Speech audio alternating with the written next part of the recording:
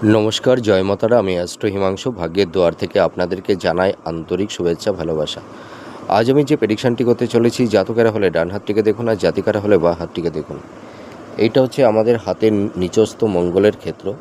এই মঙ্গলের স্থানে যদি এই ধরনের জাল চিহ্ন বা এই ধরনের ক্রস চিহ্ন যদি তৈরি হয়, তাহলে সেই সব জাতক জাতিকাদের অ্যারেঞ্জ ম্যারেজ এবং লাভ ম্যারেজ দুটিই হতে পারে।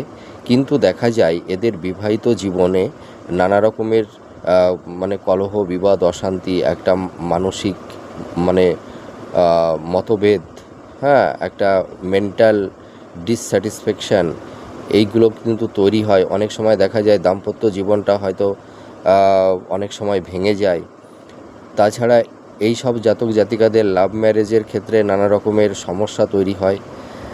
আর এর পাশাপাশি আরেকটি জিনিস তৈরি হয় যে বিবাহের ক্ষেত্রে এই সব জাতক জাতিকাদের একটু বিলম্ব তৈরি হয়, একটু বাধা বিপত্তি তৈরি হয়। খুব সহজেই তাড়াতাড়ি বিবাহ হতে চায় না। তা আপনারা মিলিয়ে দেখুন এই প্রেডিকশানটি কতটা ম্যাচ করছে। জয় মাতারা।